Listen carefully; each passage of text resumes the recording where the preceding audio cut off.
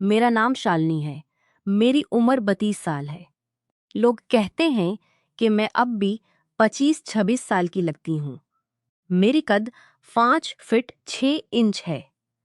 अ, दूध जैसा गोरा रंग, काले लंबे बाल जो कमर तक आते हैं, और मेरा जिस्म, अरे वो तो ऐसा है कि साड़ी पहनो तो कमर नापना मुश्किल हो जाता है, और वेस्टर्न ड्रेस में तो लोग मुड़ मुड़ कर देखते हैं। मैं जानती हूँ कि मेरे जिस्म में वो बात है जो मर्दों की तवज्जो खींचती है, लेकिन मैं ऐसी नहीं हूँ जो हर किसी को इशारे करूं। फिर भी कभी कभी अकेले में सोचती हूँ कि कोई तो हो जो मेरी तरफ ऐसे देखे जैसे मैं कोई खजाना हूँ। सब बूढ़े और जवान जवान मुझ पर फदा रहते हैं। खैर, ये सब बाद में। पहले मैं तुम्हें अपनी एक कहानी सुनाती हूँ जो हमारे घर में काम करने आए मजदूर और मेरी है। हमारा फार्म हाउस शहर से थोड़ा बाहर था। बड़ा सा चारों तरफ दरख्त था। बड़ा सा चारों तरफ दरख्त थे। पीछे की तरफ एक पुराना गोदाम जैसा हिस्सा था जहाँ पुराना सामान रखा रहता था। एक दिन तेज हुआ चली, इतनी तेज कि गोदाम की एक दीवार का प्लास्टर उड़ गया और कुछ ऐंटें ढीली हो गईं। मेरे शौहर बाहर ट्रिप पर थे। मैं अकेली। मैंने लोकल ठेकेदार इंकल को फोन किया। बोले कल सुबह मजदूर भेज दूंगा। अगली सुबह करीब 9 बजे दरवाजे की घंटी बजी। मैंने दरवाजा खोला तो सामने एक लड़का खड़ा था, काला कलोटा, लेकिन चेहरा साफ, आंखें बड़ी बड़ी और बदनवा जैसे जम में घंटों पसीना बहाया हो। शर्ट टाइट थी, बाजों की मसल्स बाहर आने को बेताब। इसने हाथ जोड़े, नमस्ते मैडम, ठेकेदार इंकल ने भेजा है। मेरा नाम रमेश है। इसकी आवाज थोड़ी भारी थी, गांव की। मैंने कहा आओ रमेश, पीछे चलो, दिखाती हूँ क्या काम है। मैं आगे चली, वो पीछे पीछे। मैंने इस दिन हल्की सी साड़ी पहनी थी जिसमें मेरा जिस्म साफ दिख रहा था। घर में अकेली ही थी। चलते वक्त मुझे लगा कि वो मेरी कमर की तरफ देख रहा है, लेकिन मैंने कुछ नहीं कहा। गोदाम के दीवार दिखाई। वो झका हाथ से छुआ, बोला मैडम ये तो पूरा मजबूत करना पड़ेगा, 2-3 दिन लगेंगे। मैंने कहा कोई बात नहीं, आराम से करो। चाय पियोगे? वो मुस्कराया। जी मैडम, अगर आप आप बनाओगी तो जरूर। मैं किचन में चाय बनाने गई। वो बाहर काम शुरू कर दिया। मैं खिड़की से देख रही थी। इसने शर्ट उतार दी। बनियान में था, पसीना बह रहा था। धूप तेज थी, इसका बदन चमक रहा था। मैंने सोचा कितना तगड़ा है ये लड़का। गांव का पानी हुआ अलग ही होता है। चाय लेकर गई। वो हथौड़ा चला रहा था। मैंने कहा रमेश चाय पी लो। वो रुका, पसीना पूछा। चाय ली।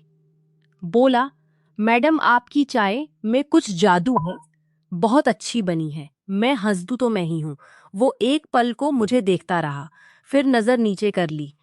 मैंने कहा आराम से काम करो, गर्मी तो बहुत है। वो बोला मैडम गर्मी तो आपसे भी ज्यादा लग रही है। मैं चौंकी, लेकिन इसने फौरन कहा मतलब धूप से।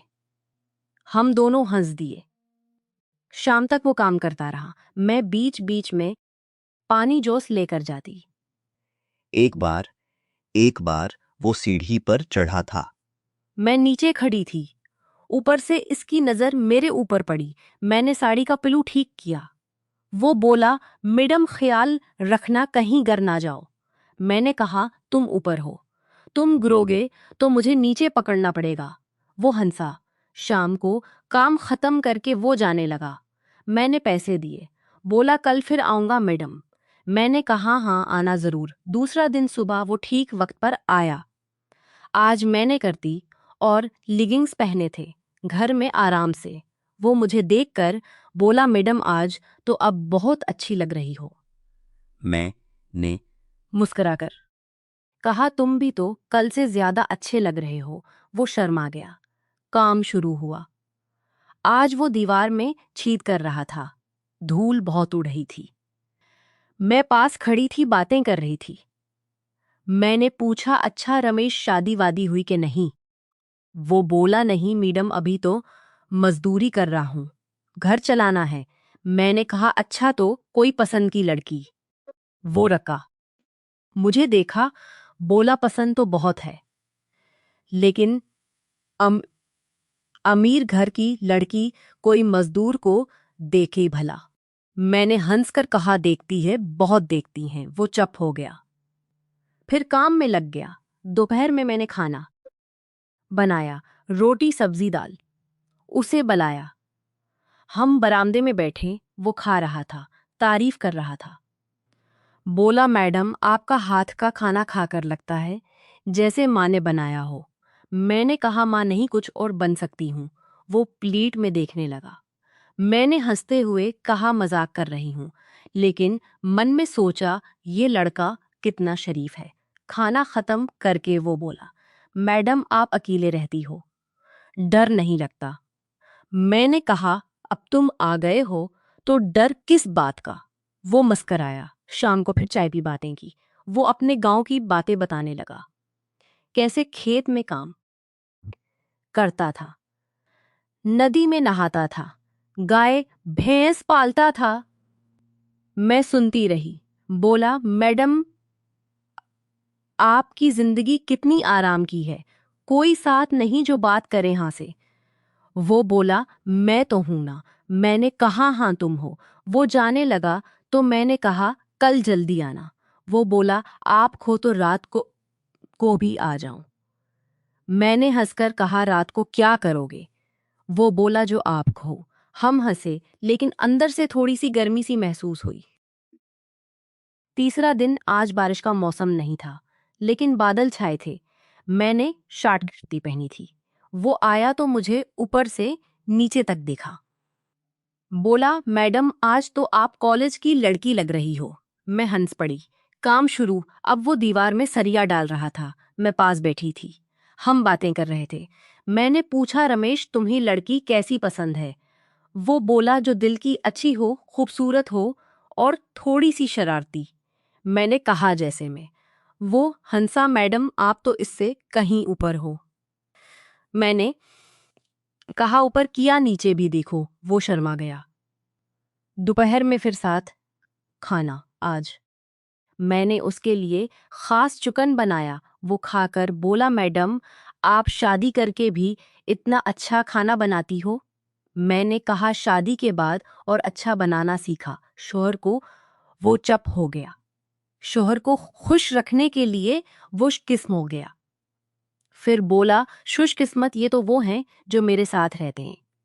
वो मुझे देखता रहा।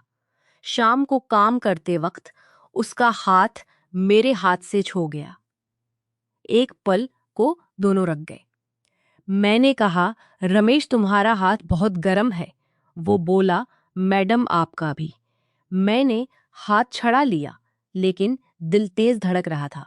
चौथा दिन, पांचवां दिन ऐसे ही बीतते गए।